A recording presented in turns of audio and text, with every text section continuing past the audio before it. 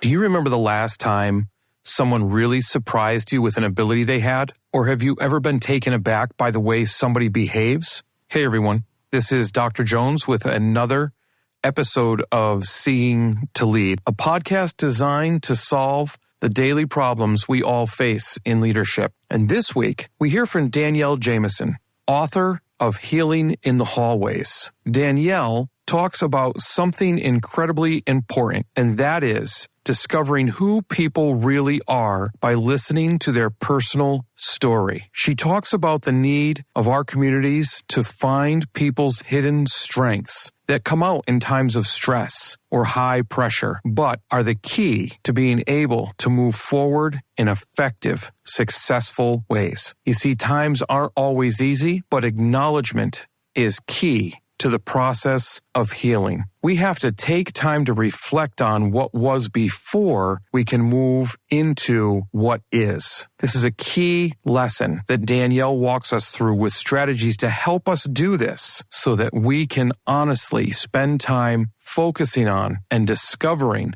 who our community really is. This is a great episode with a lot of key insights around dealing with the pressures and stress that often come in the position of leadership. So do me and other people a favor. Hit that subscribe button and then leave a rating and review. Reviews do so much for the show. I'd really appreciate it. But then share the show so that others can get the same value or maybe even more than you by listening to Danielle Jamieson on Seeing to Lead. This sort of uncovered some things in some households, some communities, some systems, basically what was really broken. And so from that uncovering of what is broken, then, you can work quicker to fix it so that doesn't become so blatantly in your face as, oh my God, we didn't even see that coming.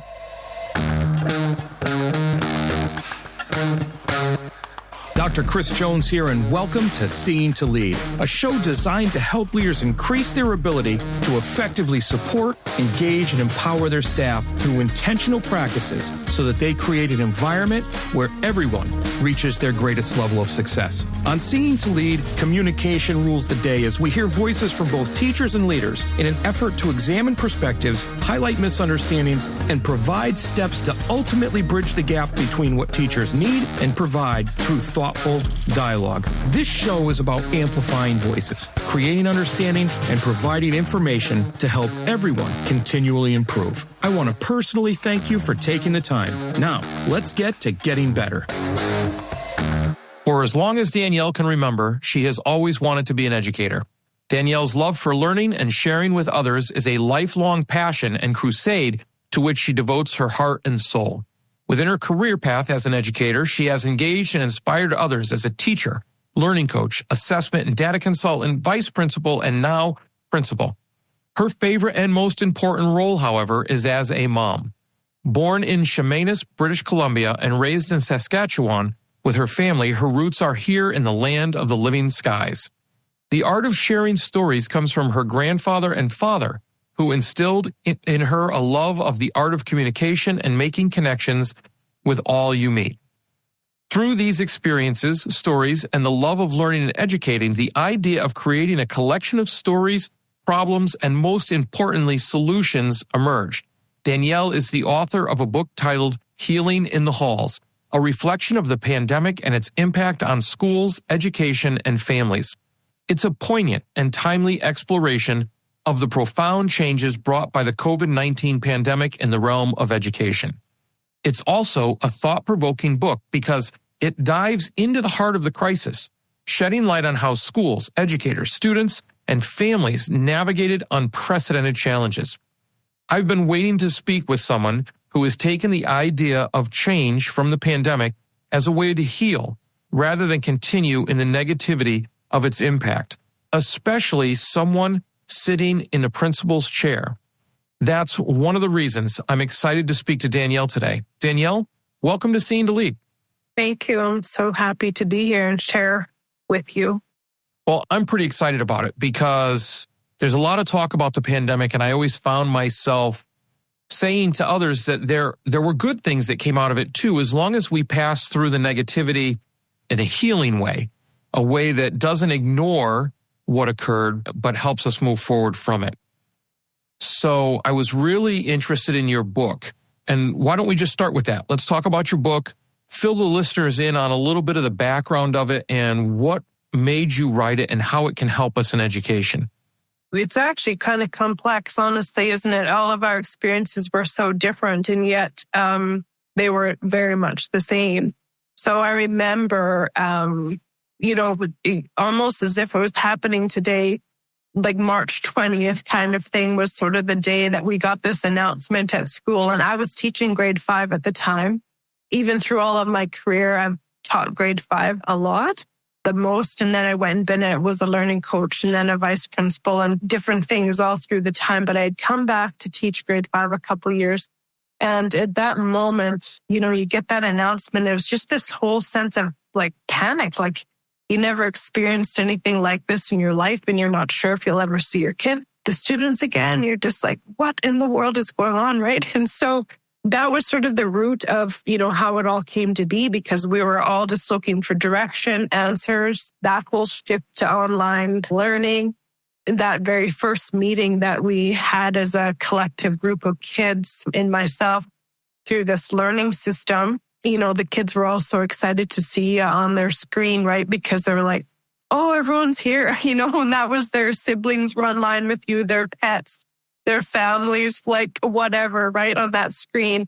And it showed that everybody was okay. So we were, going through this with all the changes. Every time you turned around, there was a change of something, do this or you can't do that or this or that. Anyway, so it was so confusing, but having that online presence together helped us sort of navigate through. Not everyone stayed engaged in that platform, I'll tell you that, too. But there was probably 3/4 of my class at the time did. But also not only our class, but then our schools found a way to connect with each other. So every morning we had sort of a check-in coffee time at about 7:30, 8 o'clock before we all started our online teaching platforms with the kids. And that kind of took us through that whole time, till summer. And we all sort of made it through that. And we're like, oh, okay. And then when the fall came, I became then a principal of a small school outside of town here. And that was really strange. I had never met any of the families before. I hadn't ever met the kids, but, we were all in masks at that time. So it was really kind of a strange feeling to not really know everybody as they were, except with this mask and all these 6 feet apart and all these things. But the beauty of that spot was that it was a very small school, so we could spread out easily. And then the community, we could kind of meet outside and communicate with each other. Because I thought, well, I'm the principal. These parents should know kind of who I am, And spending all day with their kids. Now here I am coming from, a city sort of area out to this small town. But it was just a wonderful thing. And they embraced me like that too. And so they too had to learn different technology pieces, right? To sort of be able to communicate and see me. And I could take my mask off. They could take theirs off because we were through the screen, right? So that whole technology piece really, sort of connected us without any harm or potential problems with that. But anyways, what it did also do was sort of assume that everybody had access to technology and that we could all access when we wanted, how we wanted. And lots of times in the rural area, they didn't have enough Wi-Fi or enough, of that to be able to connect like that. So they did find a place or a space that they could connect and to access that technology. So it did sort of showcase those kinds of things in our families as well. And I'll just go back a little bit. When I was with my teaching time during the COVID, some of the families had more than one child in their home, right? So they're all trying to access their classes, at the same time. Some have a smaller home, so they couldn't, they were really all stacked and piled in their homes. So it's just really, it kind of assumed everybody had access to all the things you expect, right? Lots of the family had to work from home.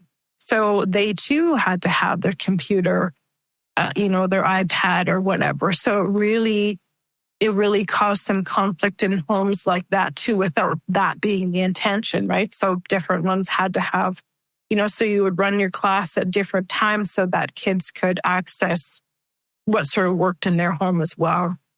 So anyway, so then after I was just going to go back again now to when I was in the small school, you get through that. But then at the end of that year, they asked me to come into this high school in the community I'm at. So here I am, COVID, going through this from a classroom to another, principalship to a different school. And I'm like, wow, okay. So you had to learn to navigate those whole atmospheres, I guess, with each of those processes. And each admin team sort of ran things just a little bit differently, trying to orchestrate what would work best in their school, for their family, for their community. So that was a lot of learning for myself during that time. And when I was at the high school, I noticed that, I didn't know those kids either. Some I had experienced when they were younger, but then once again, we were behind the mask. So you got used to trying to know who they were with their eyes. What were they telling you? What stories were they unveiling through that? And but then there was a time where we could take our masks off. So then I had to relearn everybody because I didn't, you just got used to it. And then all of a sudden now there everybody was. And then the mask had to go back on, and it was just, it was in that moment. It was in January of that year. And it was kind of in that moment, it was like, wow, we're all going through this, but we haven't really talked about it. We're just sort of taking it in stride and no, we're not really okay. It was just a really heavy burden. And I feel too that the administrators had to field a lot of the feelings from the kids, the community. It was just a lot. And by navigating into the next step of talking to other educators about it, it really helped people to acknowledge what we'd gone through. And had we actually gone through it? Are we still holding all of this in us, right? And it was just so powerful to have those. Makes me emotional, actually. Those conversations that I had with people. And they were just so grateful and thankful, right, to have that.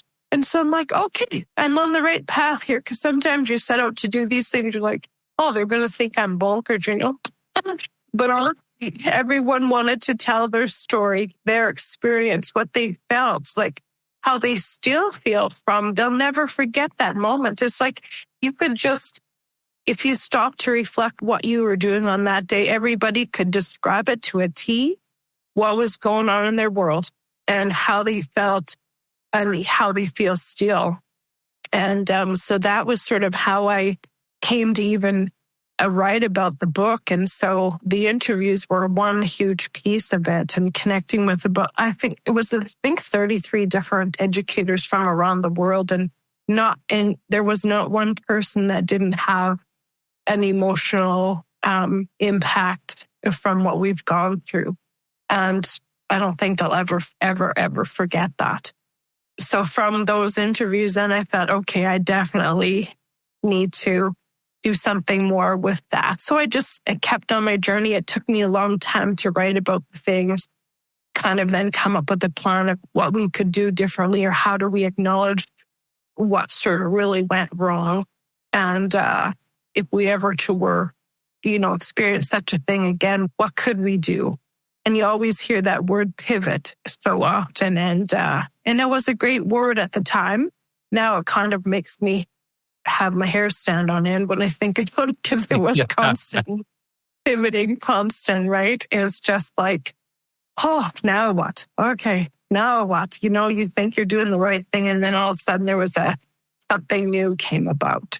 There was a constantly being able to just take that deep breath and just say, okay, what's next and what's best for us and each of us in this situation. And that's how it sort of came to be. Wow. Thank you for sharing that. A couple of things that I just want to sit with for a second if we can, that really draw me to this conversation with you is you talked about the emotion that came out when people talked about their experience. And I can totally understand where that would come from, because we were all in the same storm, right? And everybody was in the same storm, but that doesn't mean we were all in the same boat. Some people were struggling much more than others. Everybody was struggling to some degree, but some people were struggling much more. Those were the little rowboats in the storm out at sea. And, some of us were in the larger cruise lines. But that piece and how that would evoke different levels of emotion. I can remember when we came back and we were out of school. So that March happens, right? 2 weeks, maybe 2 months. Whoa, school year's over. And I'm very grateful for the situation that we had. I have 2 boys and a wife that teaches. And so we were set up and I could go in and out of my study because of my more flexible schedule of times that I had to do things. And I could move a lot of my things to the afternoon, where each of my boys were in the study facing opposite walls so they wouldn't antagonize each other while they were in class. And my wife was out on the 3-season porch with a whiteboard trying to teach a class to varying levels of engagement that you mentioned. Just all of those different things going on with people. And I remember we went to live streaming immediately. My school that I'm at, we put our heads to it and figured out a way to do it. And that's how we opened the year. I had half my faculty spread out 6 feet apart in the auditorium, and I had the other half upstairs spread out in classrooms. And I live broadcast my first faculty meeting of the year to, model what we were going to be doing in the classrooms, to show teachers that I was with them. I understood this was very difficult, and, whether it was messy or not. I remember from that moment, and then having just-in-time trainings, figuring out the bugs, getting cameras, getting speakers, getting this extra electrical cords, and getting to that first break in the school year, where that first extended amount of time that we were no longer in session, and sitting down at the table in my office and just feeling exhausted and a flood of emotion coming over me, like really, how long is this going to go on? And I wasn't even in front of the students, so I couldn't even imagine the teachers. And you said something else when you were talking, the idea of what really went wrong, but not to focus on that, but to acknowledge it, because we have to acknowledge what was wrong. We have to acknowledge the feelings that we were having, the emotions that were rising up, and the fact that teachers were learning about their colleagues next door to them more than they had ever before, because now they couldn't maybe have an argument with a spouse before they came into work and then just come in and teach like every other day. It was just so much built up that emotions were leaking everywhere from everyone. So how do I'm really interested in the solutions that you started to come up with. How do we move past that? How do we heal, like your book says?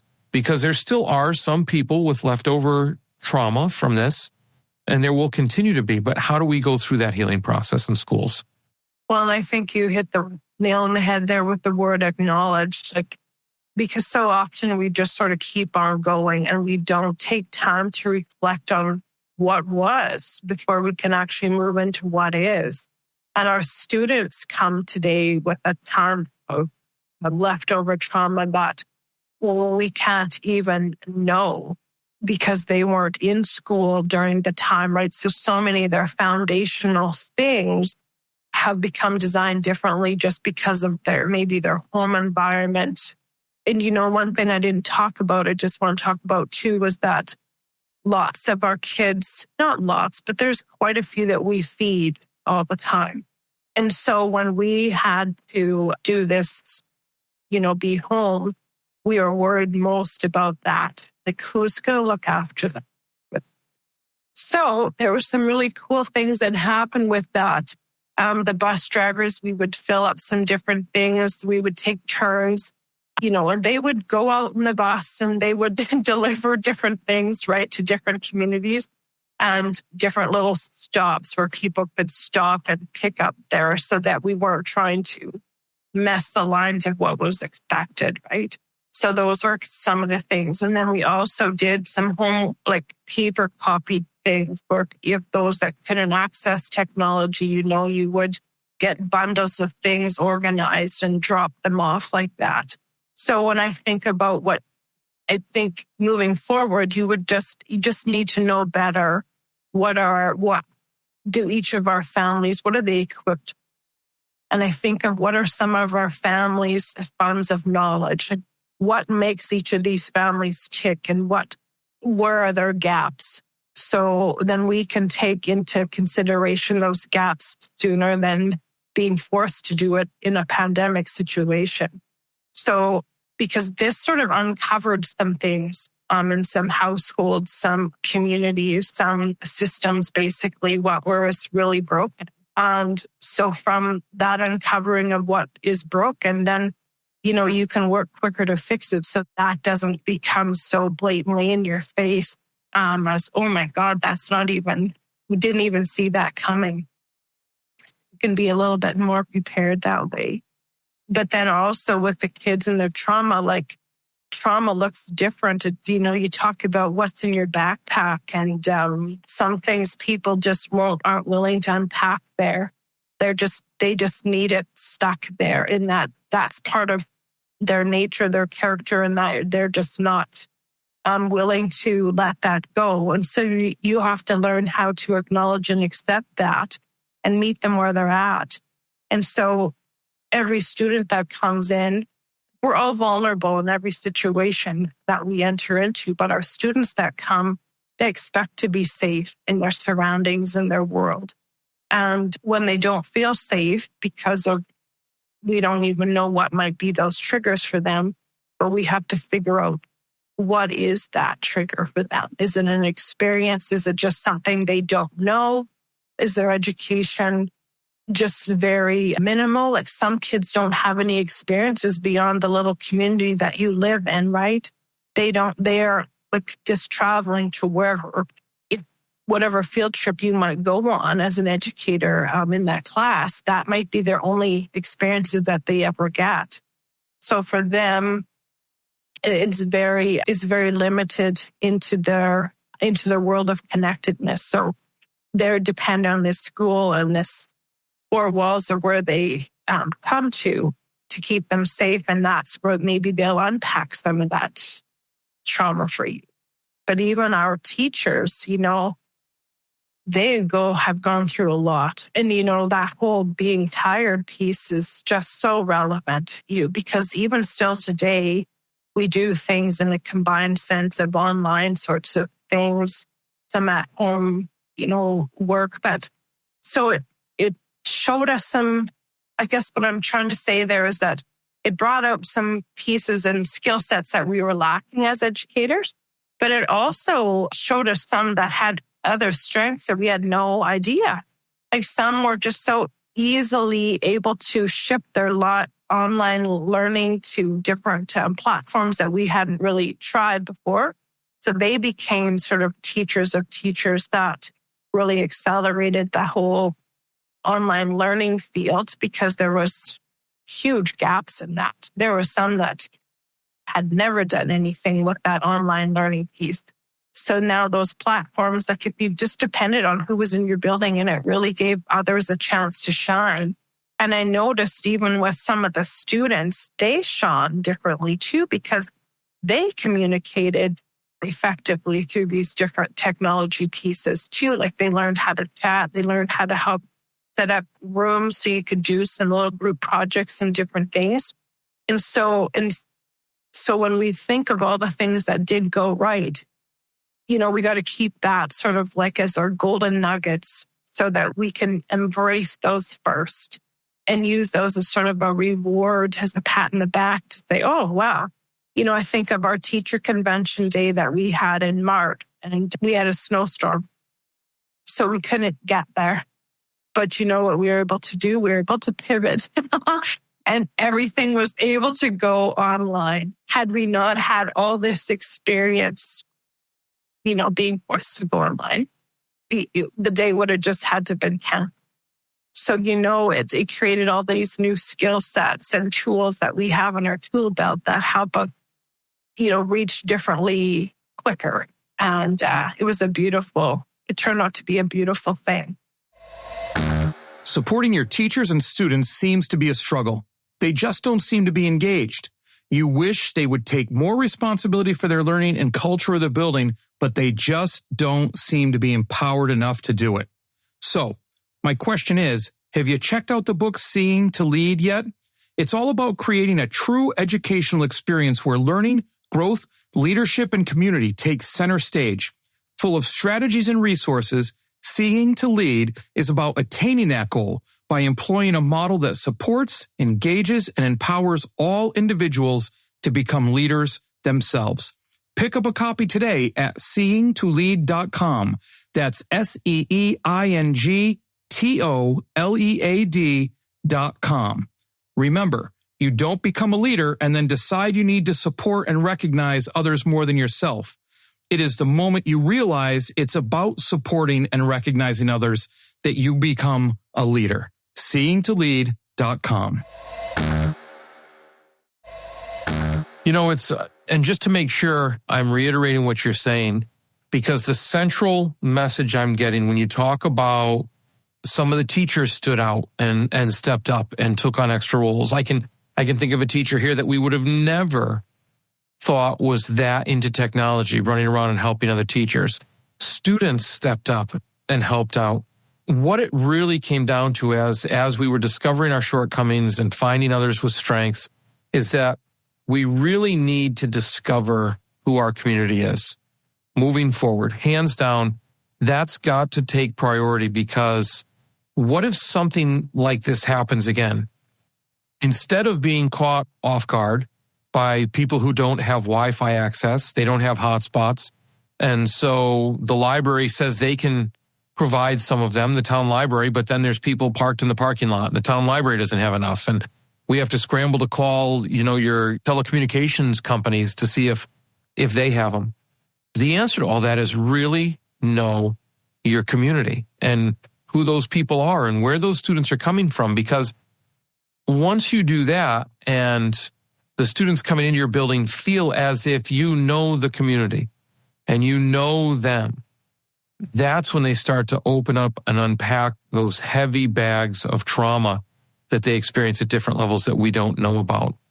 And our families are so full of good things that we don't often get an opportunity to tap into them. So, you talk about all the engagement pieces and how to get your families into the school or how to get to know them. So that's one thing that we've really been working on in our community, our school community, is just finding the ways to bring them in. So, and then that's all part of that healing in the hallways, right? Because some parents have had a terrible experience in school, and that's the last place they want to go to again, is to a school. So when they realize that it's not like it was, but it is how it is now, and they feel warm and welcome, and then that it's just a different place for them to be, it becomes that relationship connector and builder with not only yourself as the administrator, but your whole school community too, right?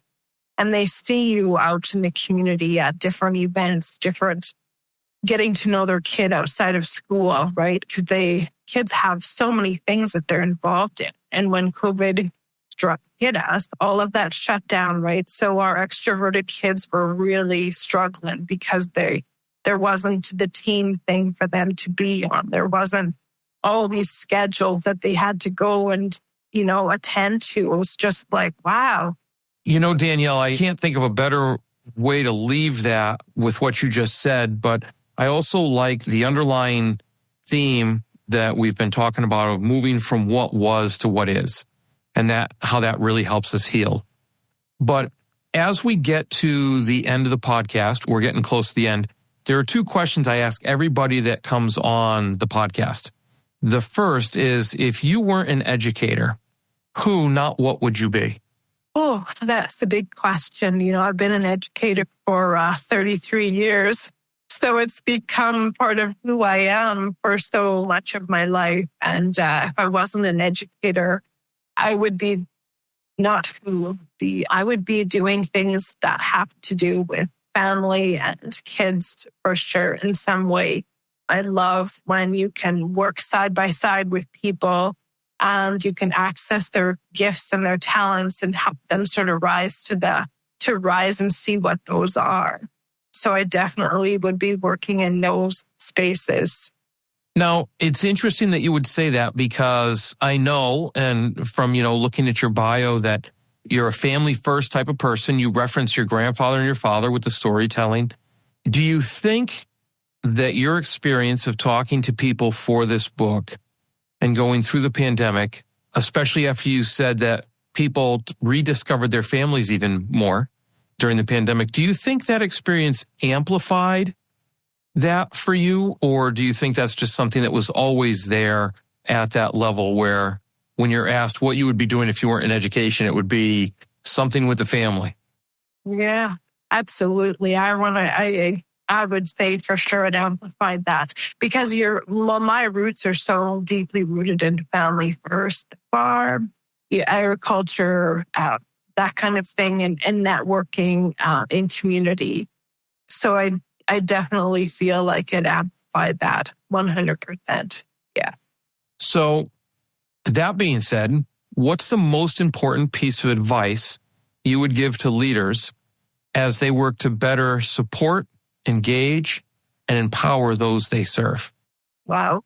That is such a big question. And I guess, and I've been in leadership in different roles, through my education career, but even you think of your own family role, so every person sort of has their gifts and talents and strengths, and it's just being able to utilize those and access them and not feeling like you got to do all the things all the time because it just doesn't work. I've found I am definitely not a micromanager.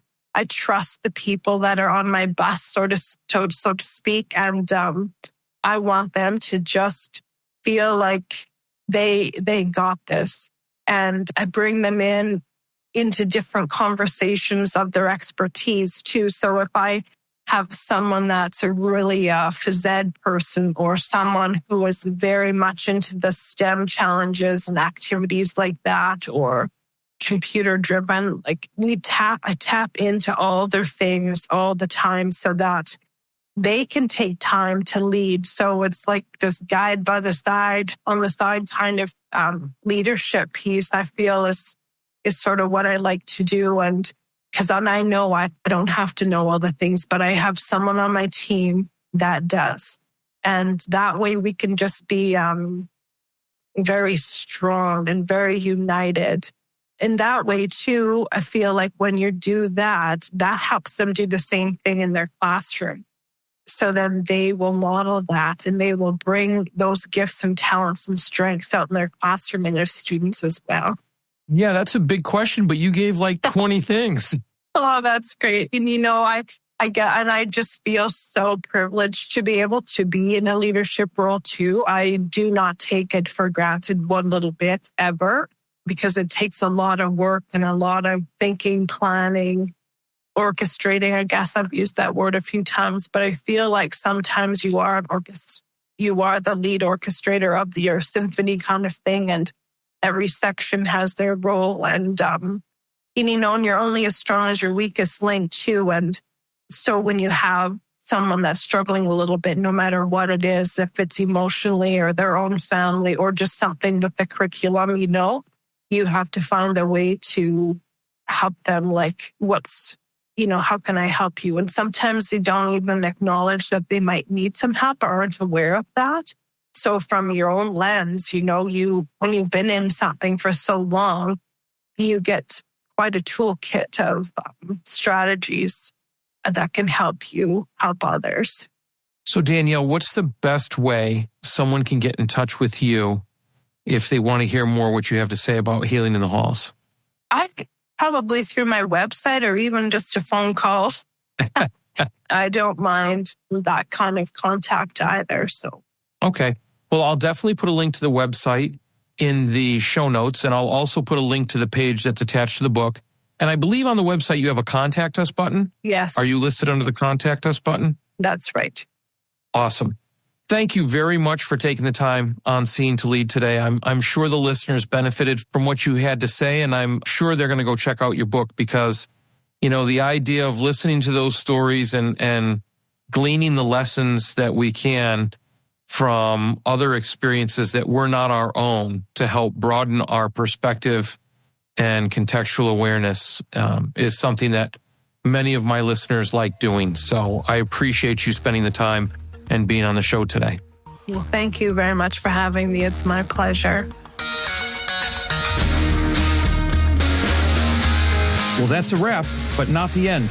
Next step, be sure to take action on something you heard here today. Hey, thanks for listening to the Seeing to Lead podcast. If you would like to connect for any reason, email me at drchrissj@gmail.com or catch me on Twitter at Dr. C.S. Jones.